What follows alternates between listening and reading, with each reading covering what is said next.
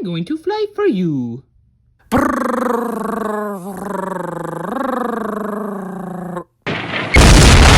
Hey guys, it's me, PizzaMan, and today I'm doing my first ever movie review of Superman 2025, aka Warner Bros. Third attempt at a DC cinematic universe.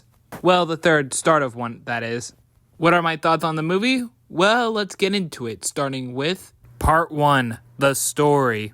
Oh yeah, spoiler warning by the way, if you didn't want to get spoiled, then why are you watching a review of the movie then? Are you stupid? So anyway, this film is about my boy Superman trying to stop a war that is being orchestrated by his devious arch nemesis Lex Luthor, as he tries to use this conflict to not only make his Superman murder attempts legal, but to also find Superman's lair, the Fortress of Solitude, so that he can collect the necessary dirt he would need to make all of Earth turn on him, which is a goal he would succeed in thanks to the assistance of his two major henchmen and the secondary antagonists of this movie, the engineer, who funnily enough doesn't do much engineering in this movie, like at all, and Ultraman, who honestly feels more akin to a certain other character from the comics, but I'll get into that in the character segment of this video. They also stole the dog that Superman was caring for, which is something you should never do. Because of this, Superman decides to confront Luthor about this, which only makes him look worse in the eyes of the public. Because of all the drama and being desperate to find the doggo, he would willingly get himself turned in so that Luthor would take him to his dimensional prison, where he's keeping both the dog and Metamorpho. Though I don't think Metamorpho is ever referred to by his superhero name, unlike everyone else, which is kind of weird. And Supes would make a deal with Metamorpho to help him escape the prison and get his dog back, and in exchange he would also save Metamorpho's green little baby from the dimensional prison. And they would break out thanks to some help from this film's MVP, Mr. Terrific, who I now mention because prior to this, the Justice Gang were mainly established a bit of Superman's relationships with the outside superhero world. Luthor gets so pissy about this that he deliberately causes one of his portals to malfunction and almost destroys the world over it, which leads to the climax where Superman and Mr. Terrific must stop Lex Luthor's schizophrenic black hole Earth destruction crap, while the other two members of the Justice Gang have to deal with the war between the other two countries. Yada yada yada, epic final battle ensues, Lex Luthor is defeated, and the world is safe for now. Personally, I think this plot is okay for a Superman film. You know, just pretty standard. I think what this film really excels with is the character writing and the portrayals of Superman, his characters, and just really establishing where he is currently in life. Speaking of which, Part 2, the characters.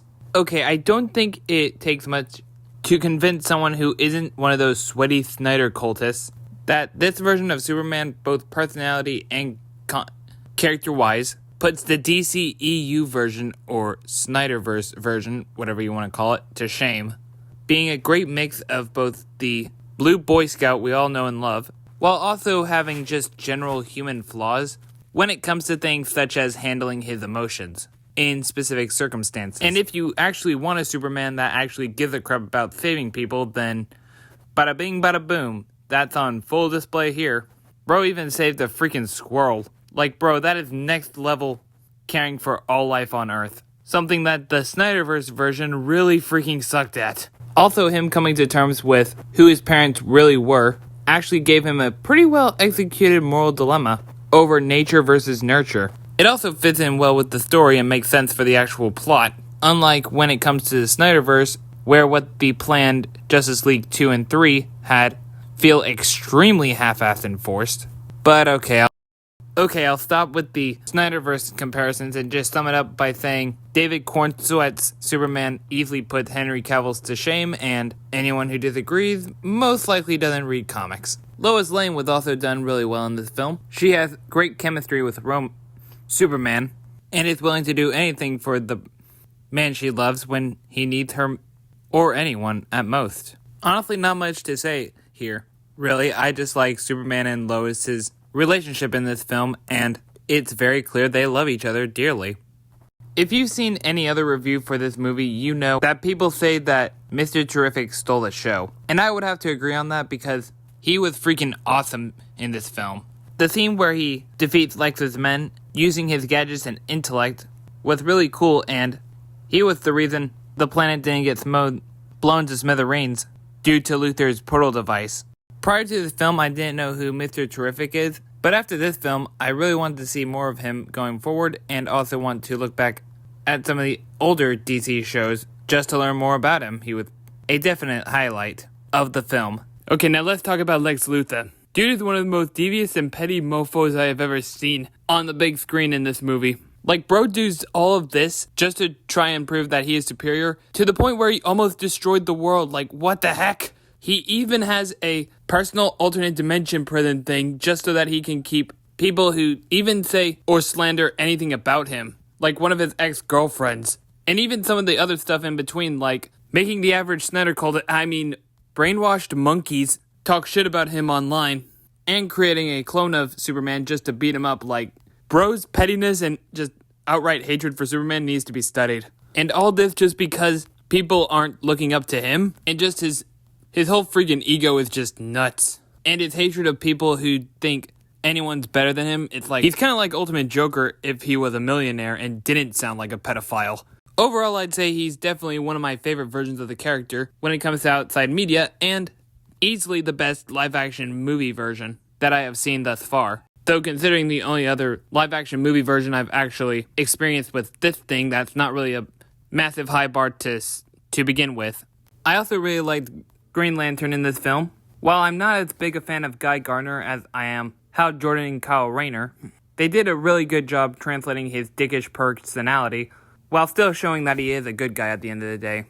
And his insistence on letting his team being called the Justice Gang is also kind of funny.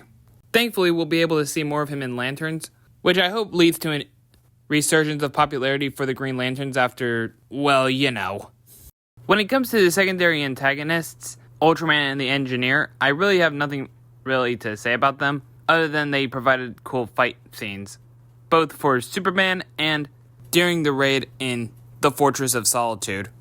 Though something I did find weird about Ultraman here is that in this movie he's a clone of Superman, while in the comics he's just an alternate universe evil version of Superman. It's even weirder when you consider that the only other evil clone of Superman would have to be Bizarro in the comics, which makes me wonder why they didn't use him instead of making Ultraman almost completely unrecognizable to his comic source material.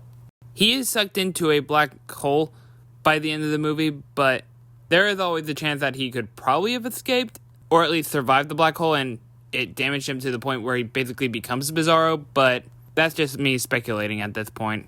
Overall, I'd say I really do enjoy the characters in this movie, and most of them were done way better justice than whatever the previous DCEU was thinking.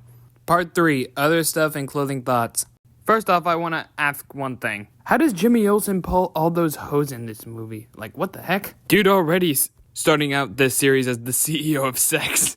Anyway, so yeah, I'd say I enjoyed this film quite a bit. Definitely top 2 superhero movies of the year, along with Fantastic Four, First Steps. I rated a 9 out of 10. A great start to what will hopefully be a much better attempt at a cinematic universe than the last time DC tried it. Thank you all for watching this pretty ass review of Superman 2025, and I will hopefully talk to you again when I actually have the motivation for a review the next time around. Don't forget to like and subscribe, and I'll see y'all on the next one. Take care.